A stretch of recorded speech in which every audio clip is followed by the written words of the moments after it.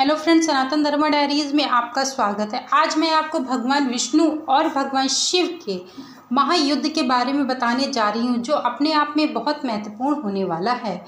भगवान विष्णु इस सृष्टि के पालनहार है और भगवान शिव को सृष्टि के संहारक के रूप में जाना जाता है। ये दोनों ही सर्वशक्तिमान हैं। माना जाता है कि दोनों ही एक दूसरे के परम भक्त हैं। लेकिन क्या आपने कभी सुना है कि भगवान विष्णु और भगवान शिव के बीच भी काफ़ी भयंकर युद्ध हो चुका है? बहुत ही कम लोगों को पता है कि इन दोनों के बीच भी युद्ध हुआ था। तो फिर यह युद्ध कितने दिनों तक चला था? इस युद्ध का इस सृष्टि पर क्या प्रभाव पड़ता है? इस युद्ध में कौन सी विजय हुई, किसकी विजय हुई? यह काल चक्र है। इस काल चक्र में मैं आप सबका अभिनंदन करता हूँ। आज हम भगवान विष्णु और भगवान शिव के बीच में होने वाले प्रलय युद्ध के बारे में कथा सुनाने जा रही हूँ, जो अपने आप में बहुत ज़्यादा महत्वपूर्ण है। एक दिन माता लक्ष्मी अपने पिता समुद्रदेव से मिलने के लिए गई। एक दिन माता लक्ष्मी अपने पिता समुद्रदेव से मिलने आई। तब उन्होंने देखा कि उनके पिता काफ़ी चिंतित प्रतीत हो रहे हैं। उन्होंने उनसे उनकी चिंता का कारण पूछा। तब समुद्रदेव ने कहा, हे पुत्री, मैं तुम्हारे लिए अति प्रसन्न हूँ कि तुम्हारा विवाह श्री हरि विष्णु के साथ हुआ है। लेकिन तुम्हारी 5 बहनें सुवेशा, सुकेशी, समयसी, सुमित्रा और वैधा भी मन विष्णु को अपना पति मान चुकी हैं और उनको पाने के लिए कठोर तपस्या कर रही हैं। यह बात सुन के माता लक्ष्मी अत्यंत चिंतित हो गई और वैकुंठ धाम वापस आ गई। वापस आकर माता लक्ष्मी ने भगवान विष्णु से कहा, हे प्राणनाथ, आज मुझे विश्व दिला दिया कि आपके संपूर्ण हृदय में केवल मेरा स्थान है। भगवान विष्णु ने कहा, देवी, आप इस सत्य से अनभिज्ञ हैं नहीं कि मेरे हृदय के आधे भाग में केवल महादेव हैं। मैं कैसे कहूँ कि मेरे संपूर्ण हृदय में आप हैं?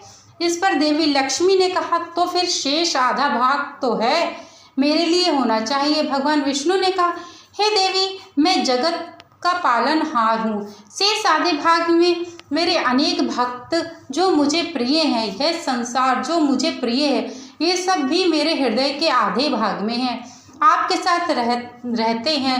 देवी लक्ष्मी ने कहा, ये संसार मुझे भी प्रिय है स्वामी, किंतु मेरे हृदय में केवल आप हैं। मुझे आपका प्रेम संपूर्ण स्वरूप में ही चाहिए। यदि ये संभव नहीं तो आप मुझे अपने हृदय से निकाल दीजिए। या दूसरी तरफ देवी लक्ष्मी की 5 बहनें तपस्या में सफल हुईं और भगवान विष्णु ने पटलोक आकर उन्हें दर्शन दिया और उनसे कहा और उन्हें दर्शन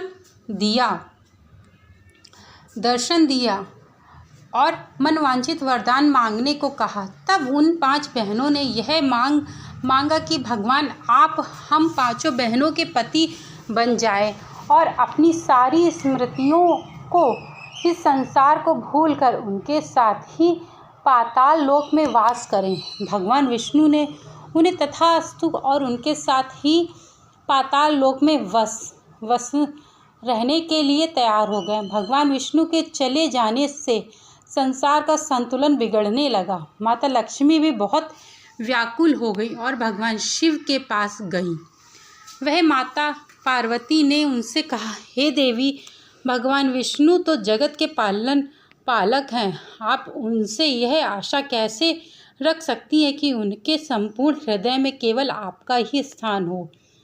मेरे पति महादेव हैं के हृदय में भी भगवान विष्णु और उनके समस्त भक्तों के साथ मैं भी हूँ, और मैं इस बात से खुश हूँ कि उनके हृदय में मेरा एक विशेष स्थान है। यह बात सुनकर देवी लक्ष्मी को अपनी भूल का एहसास हुआ। भगवान शिव यह देखकर अत्यंत दुखी हुए कि सृष्टि के संतुलन को पुनः स्थापित करने का और भगवान विष्णु को पाताल से वापस लाने का निश्चय किया।